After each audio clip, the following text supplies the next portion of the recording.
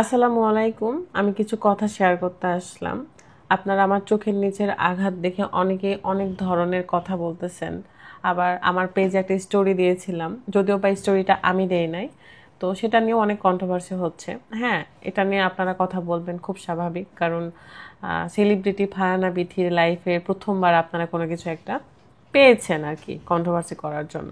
ঠিক আছে, প্রথমত এই আঘাতটা আমি পেয়েছি ঠিকই, কিন্তু এটা আমার হাজব্যান্ড আমাকে দেয়নি। আমি কিন্তু বলি নাই যে আমার হাজব্যান্ড আমাকে মারছে। আমার হাজব্যান্ড এখন হসপিটালে আছে, কারণ সে অসুস্থ। তার মানে এটা না যে আমি আমার হাজব্যান্ডকে মেরে হসপিটালে পাঠিয়েছি। আপনারা কিন্তু আপনাদের মন মতন ভিডিও বানাচ্ছেন এসব বলে বলে। এসব কইরান না। এসব আমরা এমনিতেই একটা খারাপ সিচুয়েশানে যাচ্ছি, মানে পার করতেছি খারাপ সিচুয়েশান। তার মধ্যে আপনাদের এইসব ভিডিও আমাদেরকে আরও বেশি ডিপ্রেশনে ফেলে দিচ্ছে। যাই হোক, আপনারা ক্লিয়ার হয়ে নেন। স্টিল নাও আমি কিন্তু আমার রুমেই আছি। ঝই ঝামেলা একটু করে হতেই পারে।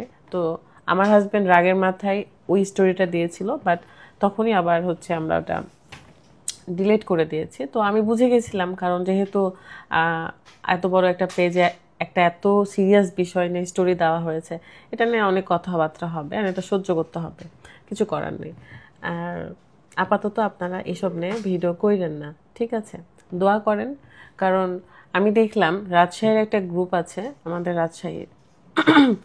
রাজশাহীতে আমার হেটার্সও অনেক বেশি। কারণ রাজশাহীতে অনেক ব্লগার আছে যারা অনেক বছর ধরে চেষ্টা করে করে হয়তো সাকসেস পায় নাই, বা সাকসেস, আমি হুট করে বাইরের একটা মেয়ে রাজশাহীর বৌমা হয়েছি, রাজশাহীর ছেলের বউ হয়েছি, হয়ে আমি একটা সাকসেস পেয়েছি।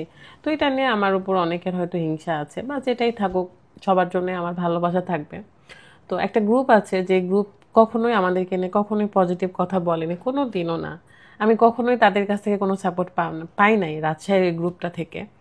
তো লিখেছে দেখলাম যে আম্বানির বউয়ের নাকি আম্বানির সাথে আম্বানির বউয়ের নাকি ঝামেলা হয়েছে। তো এটা কি সত্য নাকি মিথ্যা?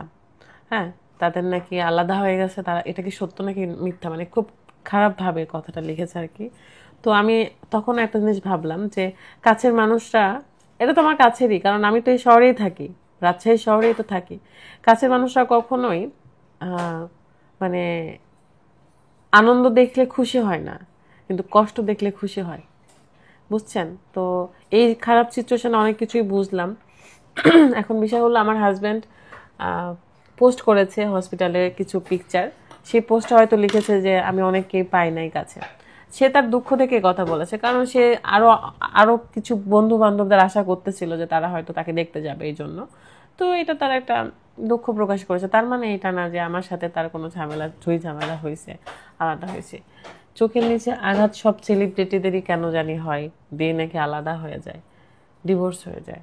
তো সব কিছুই আপনারা ট্রোল করেন, কেন করেন বলেন তো?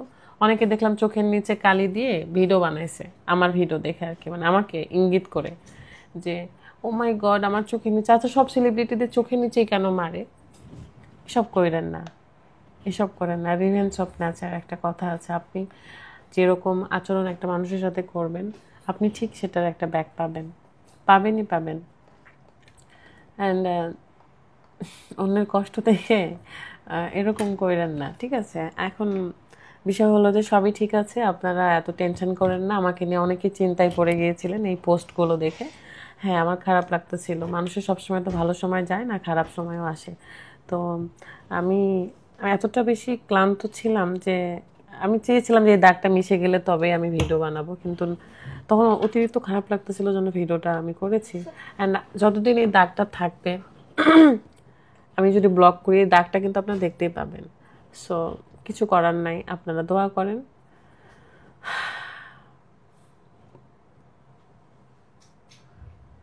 জীবন এটাই, দুঃখ কষ্ট মিলিয়ে জীবন। 24 ঘন্টার মধ্যে মাত্র 3 মিনিট আপনাদেরকে দেখায়, আর আপনারা মনে করেন যে সারাদিনই ভিডিও করি বসে বসে। তো আমার কথা হলো, সব বিষয় নিয়ে না বিজনেস করতে হয় না। আপনারা একটা টপিক পেলেই হয়, সেই টপিক নিয়ে নাড়াচাড়া ঘাটাঘাটি করে করে ভিডিও বানান, বিজনেস করেন, টাকা কামান। আমরাও টাকা কামাই তো অনলাইন থেকে, অন্যদেরকে নিয়ে কথা বলে তো করি না। আমার অনেক শুভাকাঙ্ক্ষী আছে, অনেক ভালোবাসার মানুষ আছে, আমি যেটা বুঝলাম তারা আমার জন্য দোয়া করতেছিল। তো থ্যাংক ইউ সো মাচ, সবাই ভালো থাকবেন। অ্যান্ড তিলকে তাল বানায় না, এটাই বলবো।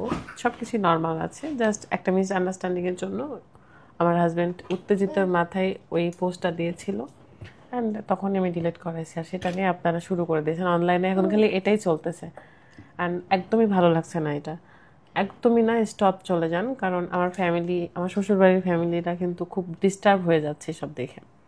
আমি তো খুব শালীনভাবে ভিডিও করার চেষ্টা করি বা শালীনভাবেই থাকি, খুব ক্যাজুয়াল মানে থাকি আর কি।